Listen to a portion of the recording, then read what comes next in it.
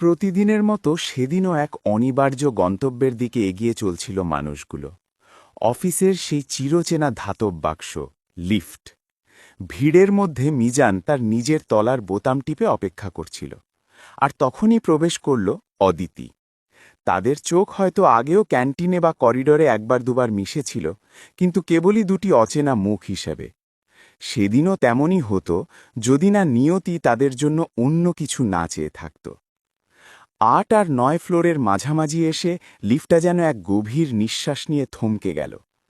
এক ঝাঁকুনি আর তারপরই সব আলো নিভে গিয়ে জ্বলে উঠল শুধু সেই মৃদু আপৎকালীন আলোটুকু।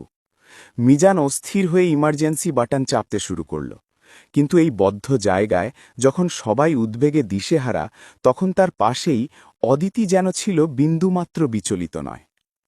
তারাই প্রথম নীরবতা ভাঙল। অদ্ভুতভাবে সেই কথা শুরু হলো পরিস্থিতি নিয়ে নয়, বরং পরিচিত একটি অজানা অভ্যেস দিয়ে।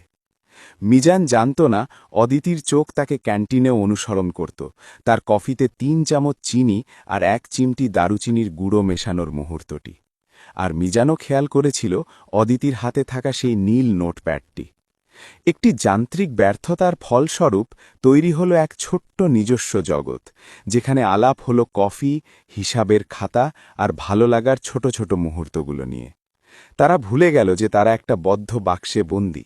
তারা শুধু আবিষ্কার করল নিজেদের, যে আবিষ্কারের জন্য এতদিন সাহস করে কেউ এগিয়ে আসেনি। এই অপ্রত্যাশিত বিরতি যেন ছিল এক সুবর্ণ সুযোগ, যা সময়ের সব তাড়াহুড়োকে থামিয়ে দিয়েছিল। অবশেষে সেই যান্ত্রিক শব্দ হল, লিফট আবার চলতে শুরু করল। তাদের ব্যক্তিগত জগতের সময় যেন ফুরিয়ে এলো। ১২ তলায় লিফট থামতেই অদিতি বাইরে পা বাড়াল, কিন্তু তার আগে মিজান ছুড়ে দিল একটি দ্রুত কিন্তু আন্তরিক আমন্ত্রণ। কাল বিকেলে কফি? অদিতির ঠোঁটে লেগে থাকা হাসিটুকু বলে দিল সেই আমন্ত্রণ গৃহীত। হয়তো লিফট বিভ্রাট মিটে গেল, কিন্তু এই সামান্য সময়ের পরিচয় জন্ম দিল এক নতুন গল্পের। আর সেই গল্পের নাম এখন শুধু একটি কফি ব্রেক।